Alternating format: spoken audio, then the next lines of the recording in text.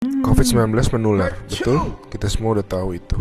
Parahnya karena masa inkubasinya bisa sampai 14 hari, orang bisa positif corona tanpa demam dan batuk. Gak kelihatan. Kalaupun dia nanti batuk dan demam, bisa jadi itu bukan corona, bisa jadi flu biasa. Jadi bingung kan?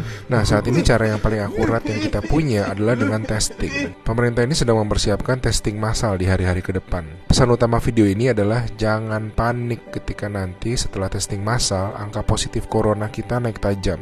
Kenapa?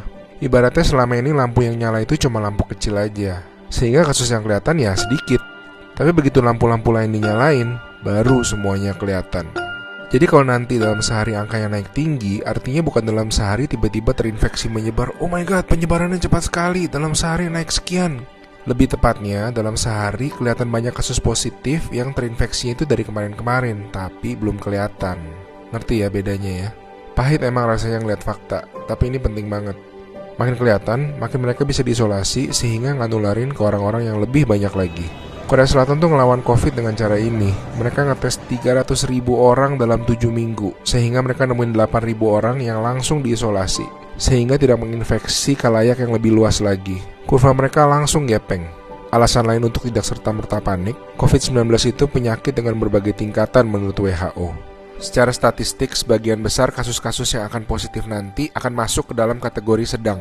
Dan secara statistik, kebanyakan bisa sembuh. Tetap berbahaya, tetap harus sangat waspada, tapi lengkapnya baca-baca jurnal resmi WHO ya. Di hari-hari ke depan kita akan lihat banyak orang positif corona, teman-teman kita, saudara-saudara kita. Tapi ingat, jangan jadi stigma. Corona itu bukan aib, dia bukan dosa, dia bukan kesalahan orang itu sendiri. Jadi kita tetap harus waspada, harus menjaga diri kita tidak terinfeksi. Kita malahan harus bantu mereka untuk jadi sembuh. Jadi akhirnya masif testing itu perlu, supaya yang sakit dan tercecer di sana-sini bisa diisolasi sehingga tidak menimbulkan lebih banyak orang yang terinfeksi. Pahit rasanya nanti ngeliat angka-angka ke depan, tapi ini langkah yang sebetulnya sangat positif.